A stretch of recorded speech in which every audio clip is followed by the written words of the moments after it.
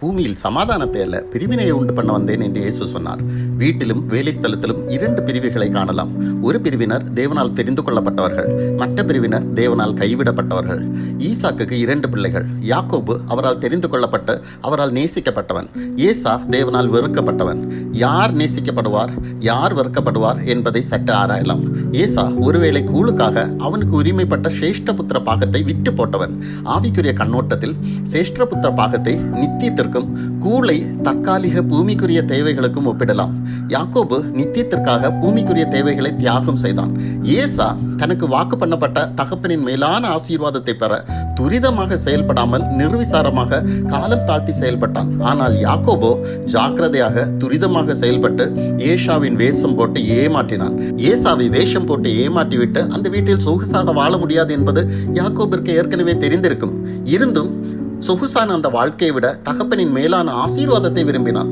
நீங்கள் பரலோக வாழ்வை பெற பூமிக்குரிய தற்காலிக தேவைகளை தியாகம் செய்திருக்கிறீர்களா? ஆவிக்குரிய ஆசீர்வாதங்களுக்காக பூமியின் சொகுசு வாழ்க்கையை துறக்க தயாராக இருக்கிறீர்களா? யோசித்து பாருங்கள். ஏசா கடைசியில் கண்ணீர் விட்டு தேடியும் ஒன்றும் பெற்றுக்கொள்ளவில்லை. தேவனால் கைவிடப்பட்டான். பிரியமானவர்களே, இது கிருபையின் காலத்தின் கடைசி நாட்கள். காலம் தாழ்த்திய மனமாற்றத்திற்கு பலன் கிடைக்காது. தேர்ந்தெடுக்கப்பட்ட யாக்கோபு எத்தனாக வாழ்ந்தும் தேவன் நியமித்த யாக்கோபு ஆற்றங்கரையை எட்டின போது எல்லாரையும் அக்கறைப்படுத்திவிட்டு அவன் மாத்திரம் தனிமையில் தேவனுக்காக காத்திருந்தான். இஸ்ரவேலாக மாற்றப்படும் வரை தேவனை உறுதியாக பற்றி கொண்டான். தேர்ந்தெடுக்கப்பட்ட ஒவ்வொருவர் வாழ்க்கையிலும் இப்படி தனிமைப்படுத்தப்பட்டு காத்திருக்கும் அனுபவத்தை தேவன் அனுமதிப்பார். இதை தண்டனையாக நினைக்காமல் ஏற்ற சந்தர்ப்பமாக கருதி அவர் பயன்படுத்தும் பாத்திரமாக மாற்றப்படும் வரை அவரை உறுதியாக பிடித்துக் கொள்ள வேண்டும். நீங்கள் தெரிந்து கொள்ளப்பட்ட யாக்கோபா அல்லது கைவிடப்பட்ட ஏசாவா? இயேசுவின் சீடர்களில் கூட 2 பிரிவு காணப்பட்டது. 11 பேர் தேர்ந்தெடுக்கப்பட்ட அப்போஸ்தலர்களானார்கள். யூதாசோ 3.5 வருடம் அவரை பின்பற்றியும் பூமிக்கு அடுத்த சிந்தையை விட்டுவிடாமல் பணத்தை திருடுவதிலும் அதிக நன்கொடைகளை வசூலிக்க இயேசுவிற்கு ஆலோசனை கொடுப்பதிலுமே கவனம் செலுத்தினான். கடைசியில் கைவிடப்பட்டான்.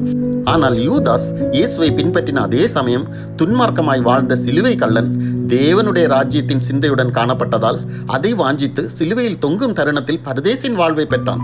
பரலோகத்தை நாடுபவன் ரட்சிக்கப்படுவான், மற்றவர்கள் கைவிடப்படுவார்கள். யூதாஸின் முடிவு முதலிலேயே இயேசுவுக்கு தெரிந்திருந்தும் கடைசி வரை சிநேகிதனாக கருதி அன்பு கூர்ந்தார். ஆனால் யூதாஸை இழந்து விடுவேனோ என்ற பயத்தில் அவன் ஆலோசனைகளுக்கு ஒருபோதும் செவி சாய்க்கவில்லை என்பதை நீங்கள் மனதில் வைத்துக் கொள்ளுங்கள். யூதாஸ் தன் தவறை நினைத்து பிரதான ஆசாரியனிடம் அழுதான். ஆனால் பேதுரு தவறு இழைத்ததற்காக இயேசுவிடம் அழுதான். வித்தியாசத்தை மனதில் வைத்துக் கொள்ளுங்கள். ஆமென்.